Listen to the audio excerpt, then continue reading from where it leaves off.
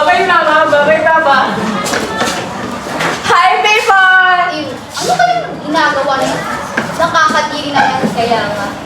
Pagdating sa paralan ay nag-uusap sina Rafa, CJ at Ryan habang nag-ayos ng kanilang mga gamit nang biglang sumulpot si Era at Uy! Ba't kasama si Rafa? Baka mag-galing mo siya. Ang weird naman. Ano ba yan? Normal na siyang tao. Hindi siya weird, no? Tama na yan, CJ. Baka lang kita yung away. Ano ba, Era at Ingrid? Ano bang nakaka-wait sa akin? O baka naiingit ng kayo? Kami, maiingit sa'yo. Eh kami, tunay kami babae. Eh ikaw. Binabay. Ano ba? Sapat tatahin mo yung mga bibig mo. Tama na nga basta ako. Ew! Yuck! Ayos lang yan, Rafa. Nandito naman kami ng CJ. Di ba, CJ? Oo, dapat nandito lang kami. matapos ang intensyon sa dalawang panel ay napapasyahan nila Rafa na pumunta sa kantin. Tama na yan, guys. Pumunta na din sa kantin. Nagugutom na kasi ako eh. Ikaw, di ba, CJ? Oo, Ayun na. CJ po yun. mga bakla talaga, mga salot sa lipunan. Ano yung sabi niyo? Era at April, ang diskriminasyon nyo ang problema. LGBTQ rights ay human rights. Lahat tayo ay pantay-pantay.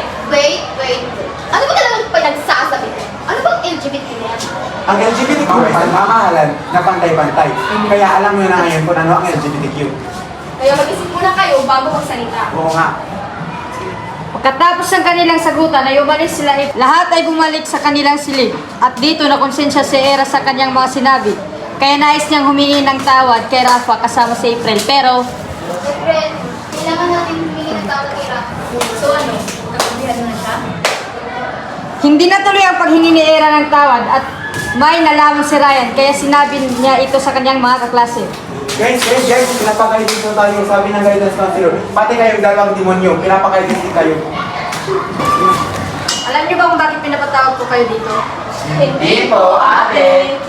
May nalaman kasi ang nag-away-away raw kayo. Era, April, bakit binubuli niyo si Rafa? Alam niyo ba na bawal yan? At may batas rin para dyan.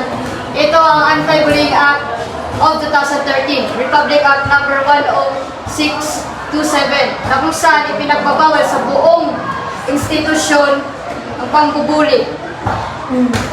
Kung ginagawa yun yan, may batas kayong harapin sa amin. Kabilang na dito ang multa at disiplinaryong aksyon.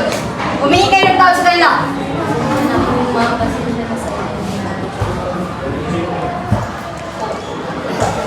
Salamat sa inyo.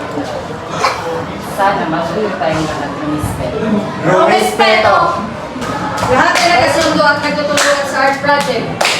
Tara, ano tayo ng poster para sa LGBTQ or ako na bahala sa inyo. Huwag ka gawa nag-CJ. At ako naman na mag-organize ng forum. Salamat guys. Sarap pala maging accepted. Rafa,